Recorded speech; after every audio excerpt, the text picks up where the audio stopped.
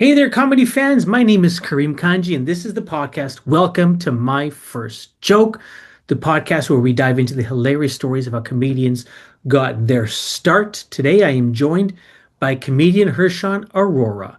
Today's episode is brought to you by welcometotravel.ca. If you're looking for the best and most affordable cruises, all-inclusive resorts for you and your crew, check out welcometotravel.ca and tell them Karim sent you. And finally, do not forget, subscribe to My First Joke wherever you listen to podcasts. If you enjoy what you hear, share it with your friends, share it with your family, leave a review, hit us up with those 5 stars. It really helps the show to grow. All right, let's get into it. Here's my conversation with Hershawn Arora.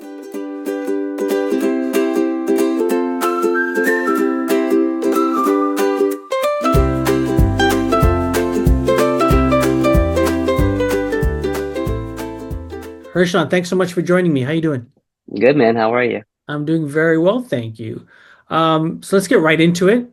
What inspired you to get into stand-up comedy?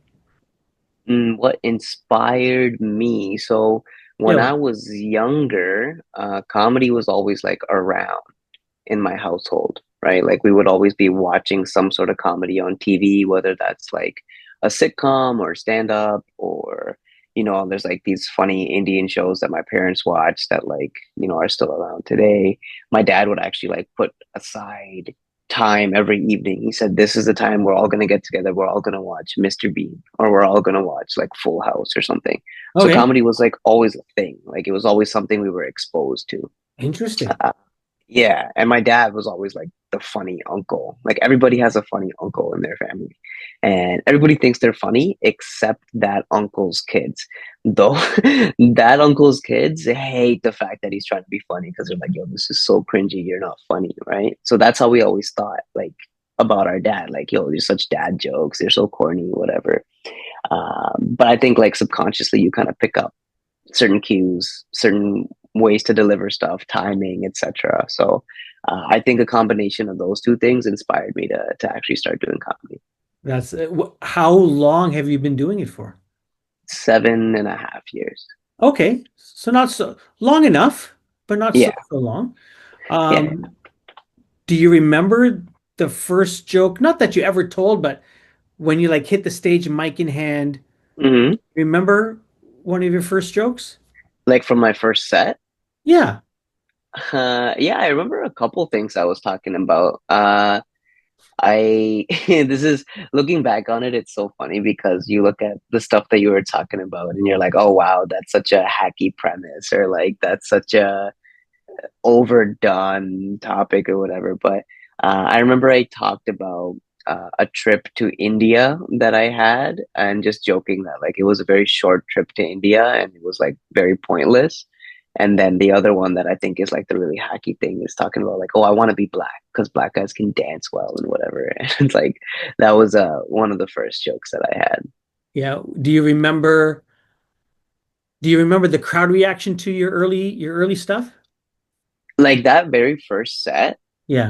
I had a lot of friends come out and watch, Okay. and like it went decently well for somebody's first time ever doing stand up. I'm like, yeah, this is going as good as it possibly could have gone. Yeah. Because like obviously my friends are there to support. There's other people there who are giving me laughs, wherever I deserve to laugh, I guess. And then other comedians were coming up and they're like, "Yo, that was your first time? Like, wow, you're really good." And I'm like, All "Oh, right. well, I guess there's something here, right?" You've done comedy. You still do comedy, right? Yeah, I just started this year. Yeah. Okay, so you understand like one good set doesn't really mean much in the grand scheme of things. It's No. about continuously trying to get up, and like I had that good set my first time and I was like, "Oh, sick. I'm gonna keep doing this." But And then in that moment, it feels like, okay, oh this, yeah, it's that's all like, you need to do. this was I this got was this. born to do, brother. Come on. This is not even a game anymore. I'm dropping out of school right now. Like, of course. Of course. Yeah, that's how it feels. It feels great. It feels really great when you're doing that because especially the first time, I'm sure there's a lot of people who have stories about the first time they did stand up and they just bombed, ate a dick. And it's like those people, for them to continue doing it, shows that they really care, right? Because that first time doing it and not having it go well can be a very discouraging thing. Right? I Yeah. think I was lucky because I'm like, yo, mine went well. So I'm like, Yeah. okay. Yeah. And was it the feedback that you got that persuaded you to continue, or did you go in knowing that, okay, this is something I want to do? I'm curious about that. I think by the time I had done, like by the time I did my first open mic, I already had it in my mind that this is something I want to try. Um, Hmm. like I was always writing stuff down, things that I thought were funny, even just if I could like try to weave it into a conversation with somebody or like my friends or whatever. So I was already doing the things that a comic would be doing, just without the platform of like having the stage to like work out that craft. So I think inevitably I would have continued doing it, even if that set had gone bad or whatever. But Yeah. uh, yeah, like I think having that positive reaction after the first set really was an encouraging thing to continue doing it.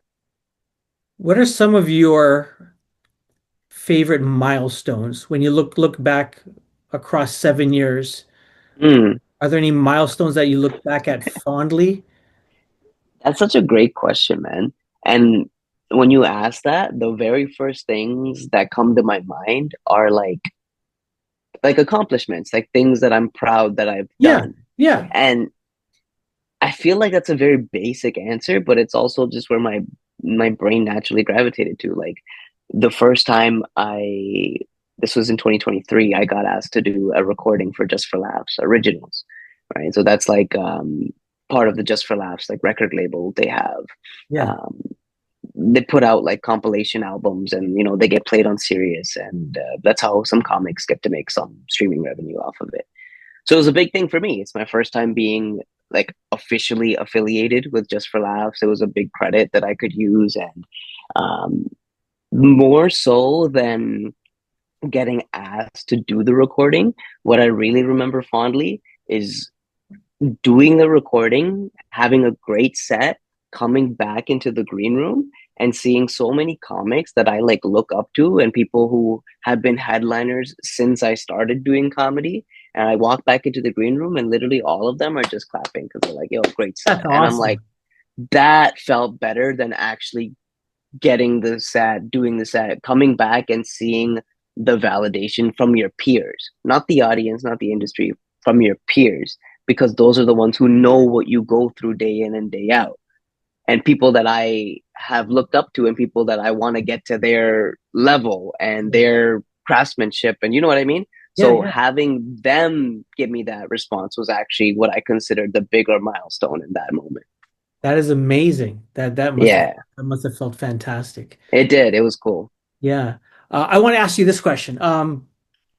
When I first saw you, or Hmm. when I remember first seeing you, you hosted a show Yeah. in Scarborough.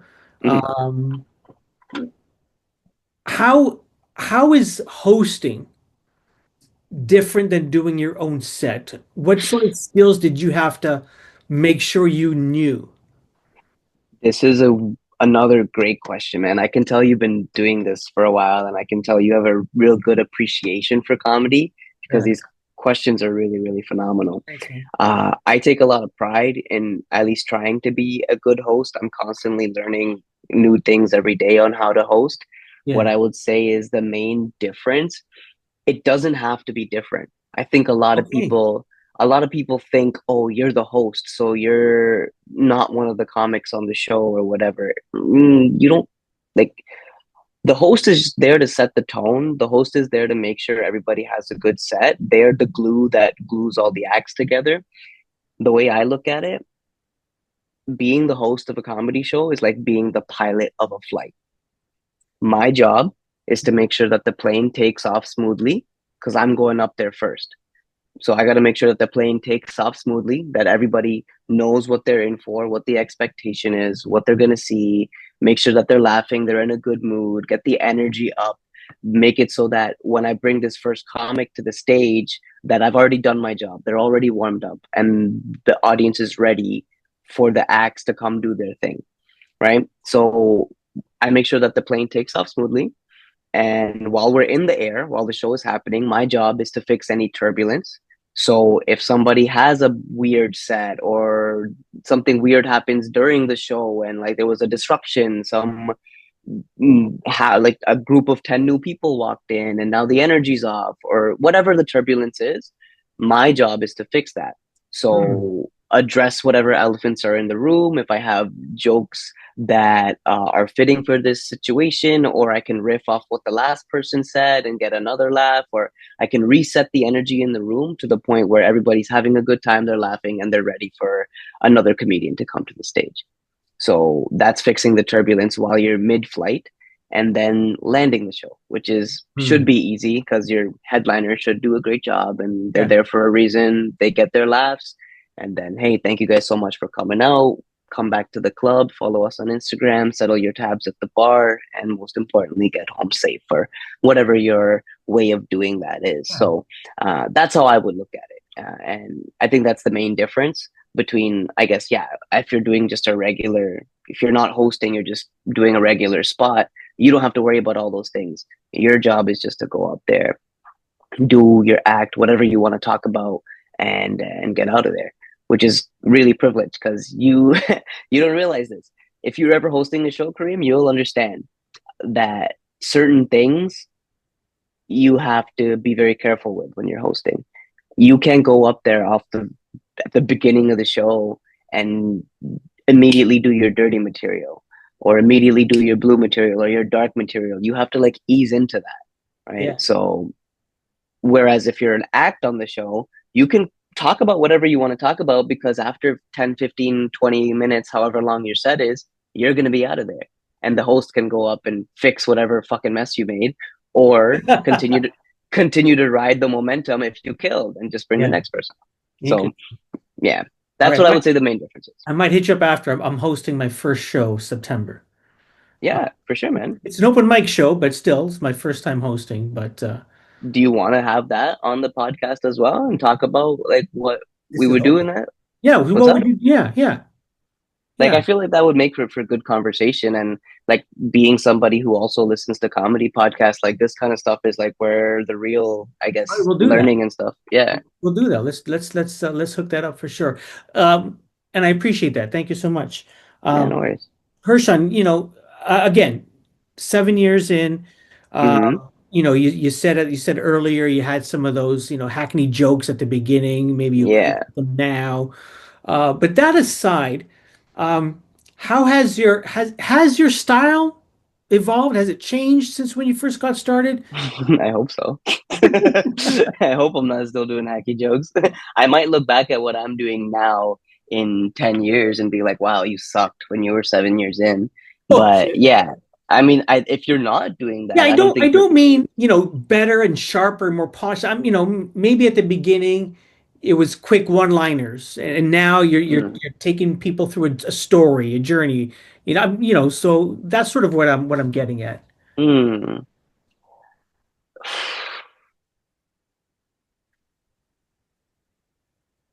I don't know, man. I think for the most part, the style has stayed the same, but the Mm. skill has gotten better, Okay. right? Like I have never been a one-liner guy, Okay. right? Yeah. I most likely have a story or an experience I'm telling you about, and within it, I try to put as many premise, setup, punchline as possible, Yeah. right? And my process has always been, okay, here's a joke. Here's another joke on a similar topic. Here's another joke on a similar topic. Let's put all those together. That becomes a chunk, right? And it's always just been like that. Maybe talking about my family. I've always talked about my family. Talking about relationships and stuff. I've always talked about that. I just got better at expressing what I was trying Mm. to say, Sharper right? and sharper. Yeah. That's Yeah, for I sure. don't think I've ever done a complete 180 flip, like, oh, I'm doing Yeah. long form now. It's like, no, I've always been like think a pretty traditional stand up. Yeah. Maybe one thing that I've got better at is crowd work over the years, and I've really kind of Mm. implemented that into my skill set. And I'm kind of proud of how I'm able to conduct crowd work at this point in my career. Yeah. So I would say that's maybe the biggest change in my comfortability in talking to the audience. But that just comes with being in rough rooms that you have to adapt and you can't rely on your scripted material. You have to just talk to the people in front of you and figure it Yeah. out. Fair enough. And Yeah. with that go, yeah, okay, makes sense. Makes sense. Um, Listen, Hershawn, this has been great. Can't wait to Hmm. chat with you again. Yeah. Thanks for having me. Yeah, we'll do an episode on hosting. Yeah, that'd be Listen, great. yeah, listen to all the listeners. Thanks so much for tuning in to this episode of My First Joke. I hope you had as much fun listening as I had chatting with Hershawn Arora. If you enjoyed the show, subscribe to My First Joke wherever you listen to podcasts so you never miss an episode. Share with your friends and take a moment to five-star the podcast. I got a son in university. I need as much cash as possible. So 5 stars only. My name is Kareem. Until next time, remember. Don't make fun of your funny uncle because you're probably gonna beat him one day.